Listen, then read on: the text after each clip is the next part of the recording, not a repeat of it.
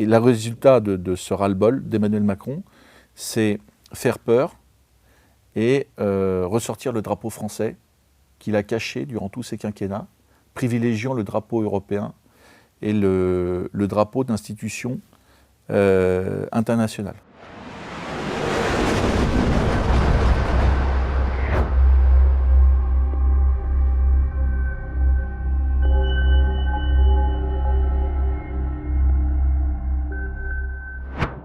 Bonjour à tous et bienvenue dans cette nouvelle émission d'actualité. Bonjour Charles. Bonjour Myriam et bonjour à tous. Pour commencer, tu voulais nous dire un petit mot? Oui, rappeler à tous nos auditeurs qui ne sont pas encore abonnés à cette chaîne YouTube de bien s'abonner. C'est important pour soutenir la visibilité de la chaîne. C'est important parce qu'en ce moment, les temps sont difficiles pour la liberté d'expression. Et donc, nous devons encore faire grandir cette chaîne, diffuser le travail d'Omerta, des équipes d'Omerta. Et donc, c'est vraiment indispensable. Pensez à bien vous abonner. La deuxième information que je souhaitais vous passer, c'est que nous arrivons en fin d'année et que si vous souhaitez que l'argent de vos impôts n'aille pas dans les poches d'Emmanuel Macron ou des médias parasites du système, alors c'est le moment de faire un don défiscalisé à Omerta. Pour un don de 100 €, vous ne payez en réalité que 34 €. Le lien pour faire un don est en description de cette vidéo. Et encore une fois, vous le savez, Omerta ne bénéficie d'aucune subvention publique et ne vit que grâce au soutien de ses abonnés au magazine, des gens qui achètent le magazine en kiosque, des abonnés à l'application mobile. Et sur ces deux formats, vous pouvez retrouver ce que vous ne trouvez pas ailleurs, c'est-à-dire les grands reportages, les grands documentaires, les émissions spéciales sur les sujets que les médias mainstream ou Internet ne peuvent ou ne veulent traiter. D'avance, un très grand merci. Alors, Emmanuel Macron annonce un service militaire volontaire. Est-ce une mesure nécessaire? Alors, il y a deux aspects là-dessus qu'il faut souligner. Le premier, c'est que si, comme il le dit, il y a une menace russe, une menace sécuritaire en France, alors il y a une mesure plus pratique et plus rapide et plus efficace à faire, c'est d'augmenter les réserves de l'armée française. Et comment on augmente les réserves de l'armée française? En mobilisant, en attirant les anciens militaires partis à la retraite, qui ont déjà une formation, qui ont déjà une expérience, et qui pourraient, je dirais, renforcer les rangs de l'armée française, qui est une armée qui est un format qui n'a jamais été aussi amoindri. Hein. L'armée française, c'est, je crois, 80 000 hommes, 100 000 hommes. C'est-à-dire que c'est une armée qui n'est pas capable de faire la guerre comme l'armée ukrainienne ou l'armée russe le font en Ukraine. Et donc ça aurait été, en fait, mobiliser des gens qui ont la formation et l'expérience, qui connaissent l'armée, qui connaissent les codes, et qui, pour la plupart, ceux qui partent à la retraite, en fait, ne trouvent pas de place dans la réserve, parce qu'il n'y a pas de place. La réserve est un format aussi qui est tout à fait ridicule. Donc ça, ce serait sérieux. Alors pourquoi il ne fait pas ça et pourquoi il s'adresse aux jeunes? Eh bien, c'est une mesure qui vient dans une démarche un petit peu de mobilisation du sentiment patriotique des Français. Alors ce sentiment patriotique, jusqu'à cette guerre en Ukraine, c'était considéré par Emmanuel Macron comme accessoire, voire totalement ringard. Hein. Emmanuel Macron n'a eu de cesse durant sa vie, mais surtout durant ses campagnes électorales, durant ses quinquennats, que d'expliquer que la France, finalement, c'était quelque chose de ringard et qu'il fallait se tourner vers l'horizon libéral de l'Union européenne, du mondialisme, de critiquer l'histoire de France, d'expliquer que la culture française n'existait pas. Et tout ça, évidemment, avec la guerre en Ukraine, d'abord avec son impopularité et l'échec de ses politiques, de la politique de ses gouvernements à l'échelle nationale, mais aussi avec l'apparition, le déclenchement de la guerre en Ukraine, il a un petit peu changé de position, pas sur le fond, parce que, je dirais, la France, pour lui, est toujours quelque chose de ringard, mais en réalité, il a compris que cette guerre en Ukraine, c'était le moyen pour lui, je dirais, de garder un rôle, voilà, et peut-être, et certainement, d'avoir un tremplin vers d'autres fonctions à l'échelle européenne, ce qu'il aspire, puisqu'aujourd'hui, il lui reste un petit peu plus d'1 an et demi de mandature, mais il pense déjà à l'après. Et l'après, c'est évidemment ni en Asie, ni en Afrique, ni en Amérique du Sud. L'après, c'est sur le continent européen, au sein de l'Union européenne. Et donc pour ça, pour réaliser son objectif, préparer son avenir, il a besoin de, je dirais, d'avoir carte blanche, la carte blanche des Français, pour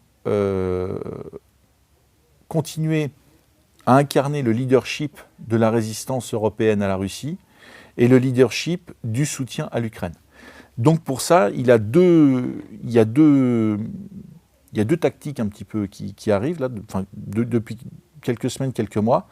Un, c'est faire peur aux Français en expliquant que la Russie est une menace et qu'elle pourrait envahir la France. Et deux, c'est une fois que les Français ont bien peur et commencent à s'inquiéter, c'est expliquer qu'il est le chef de guerre qui va sauver la France. Et pour sauver la France, évidemment, il doit, pour que les Français y croient, il doit flatter le sentiment patriotique. Donc, un des moyens de flatter le sentiment patriotique, c'est de parler de ce service militaire volontaire. Voilà. Quand on réfléchit bien quand même, c'est tout à fait indécent, alors que les faits divers, chaque semaine, montrent une explosion des violences faites aux femmes, une explosion du narcotrafic, une explosion du grand banditisme, des OQTF qu'on ne peut pas expulser. Toutes ces priorités sur lesquelles il aurait dû déjà avoir des résultats et qui en réalité sont bien plus des menaces pour les Français dans leur vie quotidienne qu'une potentielle invasion russe, tout ça ne l'intéresse pas. Tout ça ne l'intéresse pas. Il n'y croit pas, ça ne l'intéresse pas.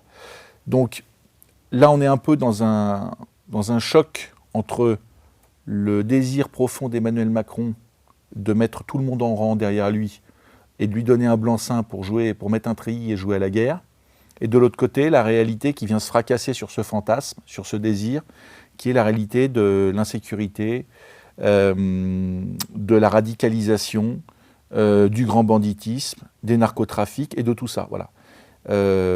C'est ce qui aujourd'hui pose problème. Et donc, comme il n'a pas envie d'entendre des critiques ou que son désir, il faut quand même rappeler qu'il s'est comparé à Jupiter.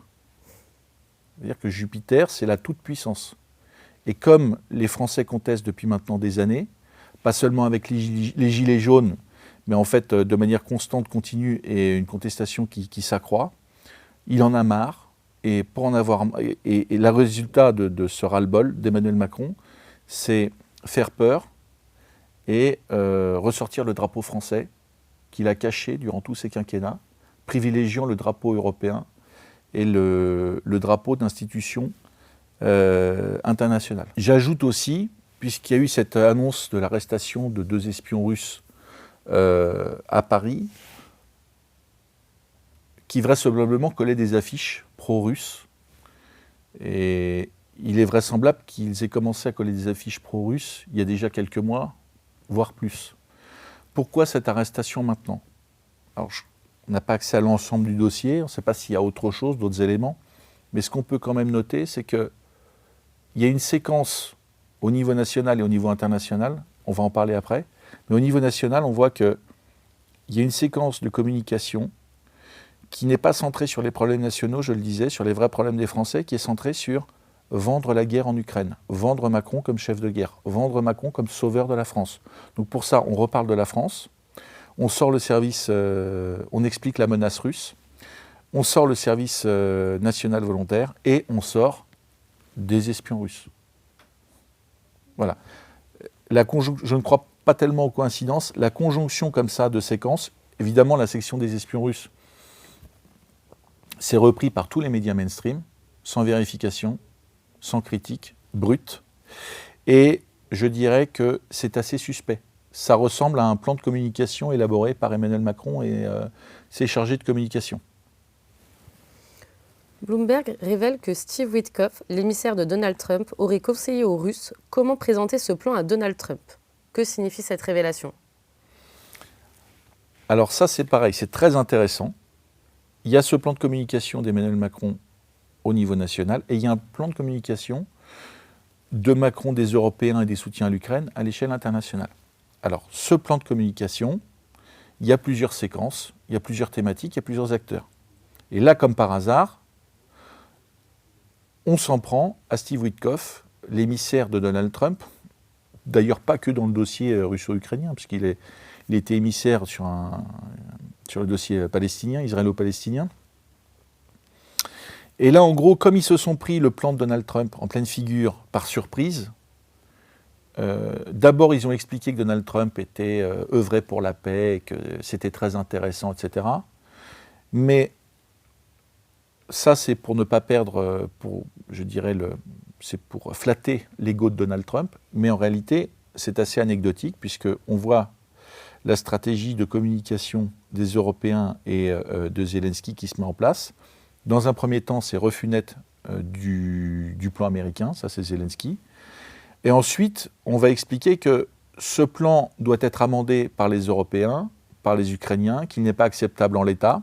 Donc on gagne du temps et on force Donald Trump à accepter que ce plan soit revu et corrigé par des pays, des présidents, des chefs d'État qui en fait ne peuvent pas être des interlocuteurs entre Russes et Ukrainiens. Et maintenant, on va s'attaquer, et c'est la séquence que tu rappelais, à Steve Witkoff pour en fait décrédibiliser l'accord proposé par Trump. Ça, c'est une semaine à peine, je crois, après la publication de l'accord. Pour saboter l'accord, on doit décrédibiliser celui qui en est la cheville ouvrière. Donc, on prend un média démocrate, Bloomberg, qui fait des révélations que personne, d'ailleurs, n'a pu vérifier, en montrant que Steve Witkoff, qui est un négociateur, ça veut dire qu'il doit faire le pont, il doit trouver des points d'accord. Son job, c'est de trouver une issue à ce conflit et de trouver un accord. Pour trouver un accord, il faut trouver des points sur lesquels les parties peuvent s'entendre. Et on lui reproche en fait d'avoir fait son travail. Voilà. Et pourquoi on lui reproche d'avoir fait son travail? C'est parce que l'accord, les points de l'accord qui ont été présentés aux Ukrainiens par les Américains, qui ont été validés par les Russes et par les Américains, ne conviennent pas à Zelensky, ne conviennent pas aux Européens. Et pourquoi? Parce qu'en fait, cet accord, il trouve des points de compromis rationnels et raisonnables sur un certain nombre de questions. Sur la question territoriale, sur les gains territoriaux de la Russie, qui en fait, dans cet accord, je rappelle, conserve ce qu'elle a déjà. C'est-à-dire qu'on ne va pas au-delà de ce qu'elle a déjà. Qui se met d'accord sur le financement de la reconstruction de l'Ukraine en mobilisant les avoirs gelés russes aux États-Unis au profit de sociétés américaines. Mais ça, je dirais, c'est logique, c'est tout à fait normal, on ne peut pas le reprocher. Il faut rappeler que Volodymyr Zelensky a signé un accord sur les terres rares au profit des sociétés américaines. Donc on ne peut pas reprocher, je dirais, aux sociétés américaines de récupérer des marchés qui sont financés avec les avoirs russes et que les Russes ont accepté de mettre à disposition des Américains. Le contenu de l'accord, comme ce sont des compromis acceptés par les Russes, même dans cette version, je dirais raisonnable, ne conviennent pas aux Européens et à Volodymyr Zelensky, puisque les Européens ont besoin de cette guerre pour continuer à légitimer, en fait, leur action à Paris pour Macron, à Bruxelles pour von der Leyen, et deux, surtout, pousser, et ça a été dit d'ailleurs à demi-mot par Macron à plusieurs reprises, pousser à toujours plus de fédéralisme, à toujours moins de souveraineté pour les États européens, en particulier pour la France, et à la constitution d'une Europe de la défense, c'est-à-dire en fait de la mise en commun de toutes les armées européennes, avec comme ennemi commun, et pour pouvoir le réaliser, la Russie de Vladimir Poutine, qui représente pour eux le mal absolu. Je rappelle, pour Emmanuel Macron, la Russie de Vladimir Poutine fait partie de cette internationale réactionnaire dans laquelle on trouve un certain nombre de pays européens. Il avait nommé Salvini en Italie, il avait nommé Semyon le Roumain, il avait nommé Orban le Hongrois, il y en a d'autres. Évidemment, Donald Trump, bon, il ne l'a pas dit comme ça évidemment, parce que le poids de Donald, je dirais, si Donald Trump met une pichenette à Macron, le président français s'envole, donc il n'a pas pris le risque, il est prudent. Mais voilà tout le sens de la volonté européenne et surtout de la manœuvre. Donc, en fait, pour que le plan soit contesté, critiqué, surtout dans les opinions publiques, il faut abattre, décrédibiliser Steve Witkoff. Donc, on est sur, encore une fois, le plan de communication, cette fois-ci à l'échelle internationale. et certainement concerté dans les capitales européennes et avec certainement les alliés démocrates, puisque je le redis, si Bloomberg TV sort une info comme ça, c'est qu'il y a eu des coups de fil et que le plan c'est de taper sur Trump via Witkoff. Et que peut-il se passer dans les jours qui viennent? Alors je n'ai pas de boule de cristal, mais selon toute logique, selon toute vraisemblance, les Européens qui gagnent du temps vont essayer de trouver tous les arguments possibles, tous les prétextes possibles pour démontrer que ce plan, s'il part d'une bonne intention, parce que le président Trump est quelqu'un de brave, de gentil, et qu'au fond il veut la paix, bon ça ils vont lui concéder, qu'en réalité ça ne tient pas la route, et en fait en forçant les Russes, en incitant les Russes à refuser la contre-proposition d'accord. Alors, en fait, c'est assez clair ce qui va se passer. Les Russes ont déjà dit que les Européens n'étaient pas légitimes pour toucher à l'accord, pour s'exprimer sur l'accord, pour proposer des modifications. Parce que les Européens, contrairement à Donald Trump, sont des soutiens non seulement logistiques et financiers, mais aussi idéologiques de l'Ukraine et de Volodymyr Zelensky. Ils ont pris le relais intégralement de la politique et de l'action des démocrates américains. Donc les Russes qui refusent que les Européens s'ingèrent dans l'accord ne peuvent pas accepter une contre-proposition.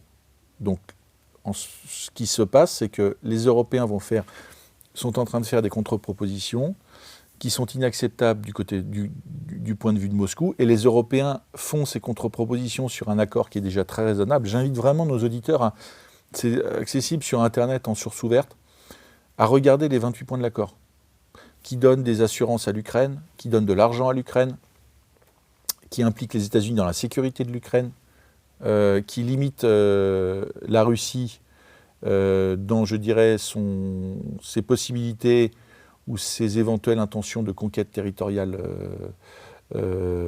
en Ukraine. Quand on lit l'accord, on voit que c'est quelque chose d'assez raisonnable, d'assez équilibré. Et d'ailleurs, les plus radicaux des Russes s'en sont un peu plaints, en disant que finalement, l'accord signé, il n'y aurait pas tellement ce ne serait pas la victoire la plus éclatante pour Moscou. Donc les Européens, en refusant cet accord rationnel et raisonnable, cohérent, vont provoquer un blocage et vont obtenir ce qu'ils veulent, c'est-à-dire la poursuite de la guerre.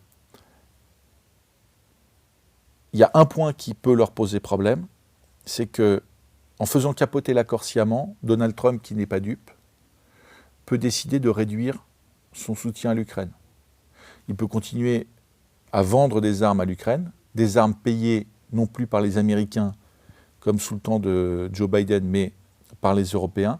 Mais il peut aussi, en parallèle, décider de couper le renseignement satellitaire dont l'armée ukrainienne ne peut pas se passer en réalité. Donc les Européens qui anticipent ça ont déjà en tête l'étape d'après. Et l'étape d'après, c'est quoi? C'est toujours plus d'argent à l'Ukraine, toujours plus d'armes à l'Ukraine. Pour ça, ils ont besoin de relancer les chaînes de production en Europe. Le temps leur manque, c'est compliqué.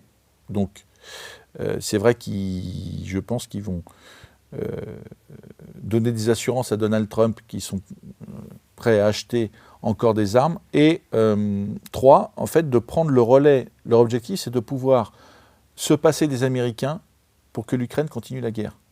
Donc, pour ça, ils ont besoin de temps, mais l'objectif, il est là. L'objectif de la défense européenne, l'objectif d'envoyer des forces de réassurance, c'est un terme d'ailleurs qui ne veut rien dire. En fait, les forces de réassurance dont parle Emmanuel Macron, les soldats français en Ukraine, c'est simplement impliquer l'armée française dans un futur conflit avec la Russie. Tout ça c'est le plan des Européens, c'est-à-dire jusqu'à éventuellement une future victoire d'un candidat démocrate après cette mandature de Donald Trump, c'est s'autonomiser le plus possible pour devenir, je dirais, l'empire du mondialisme sur Terre et ne plus avoir je dirais, à composer avec les conservateurs américains. On sait que derrière Donald Trump, il y a J.D. Vance. J.D. Vance est, je dirais, encore plus braqué contre les Européens mondialistes que ne l'est Donald Trump. Et donc, les Européens ont besoin maintenant de prendre leur indépendance pour pouvoir faire ce qu'ils veulent. Et on le voit d'ailleurs dans la politique d'Ursula von der Leyen. On voit que ça se durcit sur la liberté d'expression. L'argent à l'Ukraine ne fait l'objet d'aucun débat.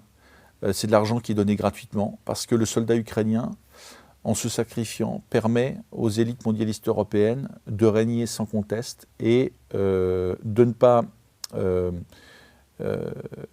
et en fait de se préparer à prendre le relais de l'Amérique démocrate américaine dans sa diffusion, dans sa volonté de diffuser les idées du libéralisme libertaire, les idées du cosmopolitisme, du mondialisme, sans frein. Le FMI vient d'ailleurs d'annoncer 8,2 milliards de dollars d'aide à l'Ukraine. Que signifie cette aide ? Oui, ce qui est intéressant, c'est de voir les commentaires de la première ministre ukrainienne qui explique que la gouvernance ukrainienne est tout à fait remarquable, et que l'économie ukrainienne se tient, etc. Cette aide, c'est encore une fois, puisque le Fonds monétaire international maintient l'Ukraine à flot en donnant de l'argent qui part, je dirais, dans les poches des corrompus de haut niveau, des cols blancs, pas du petit Ukrainien qui travaille à l'usine, évidemment. Eh bien, elle remet encore de l'argent. Je le dis, l'objectif, c'est Donald Trump ayant décidé de passer un accord avec les Russes et de mettre Volodymyr Zelensky sous pression. Les instances, les puissances du mondialisme doivent sauver Zelensky, isoler Donald Trump, attendre la fin de la mandature de Donald Trump, attendre un nouveau président démocrate américain pour régner en maître. Donc là, tout est mis en œuvre, non pas pour convaincre Volodymyr Zelensky de céder le Donbass et la Crimée à la Russie, territoires qui sont déjà pris par les Russes et qui ne reviendront pas aux Ukrainiens, mais au contraire de résister. L'objectif ultime étant le départ de Donald Trump, la chute de Vladimir Poutine, la défaite de la Russie en Ukraine et le démantèlement de la Russie, parce que cette puissance qui est moderne, mais qui est aussi conservatrice, traditionnelle et spirituelle, les dérange. Elle dérange l'agenda mondialiste. Voilà. Donc il faut faire disparaître Donald Trump, ils vont attendre, et il faut déstabiliser et faire disparaître la Russie. Et là-dessus, ils pensent qu'ils ont une action concrète, directe, à mener pour pouvoir le faire. Le problème, évidemment, c'est que depuis 3 ans et demi de guerre, ils pensaient que cette guerre ferait tomber Poutine, ferait tomber l'armée russe. C'est exactement le contraire qui s'est passé. Donc plutôt que d'adopter une analyse rationnelle et cohérente, ils s'enferment dans une idéologie parce que tout ce qui motive leur action, c'est uniquement de l'idéologie. Voilà. On ne parle pas de la corruption ukrainienne, évidemment, des affaires de l'entourage immédiat de Volodymyr Zelensky. Tout ça n'existe pas. Il n'y a pas de mesures de contrôle qui sont annoncées sur l'argent qui est versé par le FMI. Tout ça n'existe pas. Les Ukrainiens peuvent, les dirigeants ukrainiens peuvent continuer à voler une partie de l'argent. C'est pas grave. Ils font le job pour les mondialistes et pour l'Union européenne. Voilà. Donc ça vaut bien de pouvoir piquer dans la caisse. Et pour finir, un point sur le front, Charles ?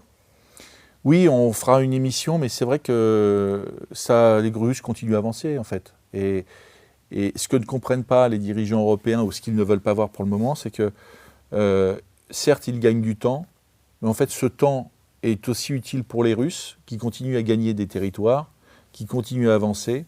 Et plus le temps passe, plus les Russes avancent, plus en fait, les Ukrainiens s'approchent petit à petit, mais sûrement, d'une défaite qui est bien plus importante que les territoires qu'ils ont déjà perdus. Et il est vraisemblable que, puisque Donald Trump ne va pas rester impassible, Donald Trump comprend et va comprendre que les Européens sabotent et que Volodymyr Zelensky sabote et qu'ils ne veulent pas la paix. Une action américaine qui, je l'ai dit, couperait le renseignement satellitaire aux Ukrainiens, peut précipiter la défaite militaire de l'Ukraine. Peut-être pas la défaite totale jusqu'à la partie ouest, jusqu'à la frontière roumaine, moldave, mais en tout cas jusqu'au Dniepr. Voilà. Et si les Russes arrivent jusqu'au Dniepr, Volodymyr, d'abord ce sera une humiliation totale pour les Européens. L'humiliation pour l'instant elle est partielle, elle peut être totale ou quasiment totale. Évidemment, pour Volodymyr Zelensky, ce sera le signal, ce sera aussi une humiliation, mais ce n'est pas la première. Et ce sera le signal du départ. Voilà, merci à tous d'avoir regardé cette émission d'actualité. N'oubliez pas de vous abonner et de soutenir l'équipe d'Omerta, c'est très important. Merci à tous et à très vite.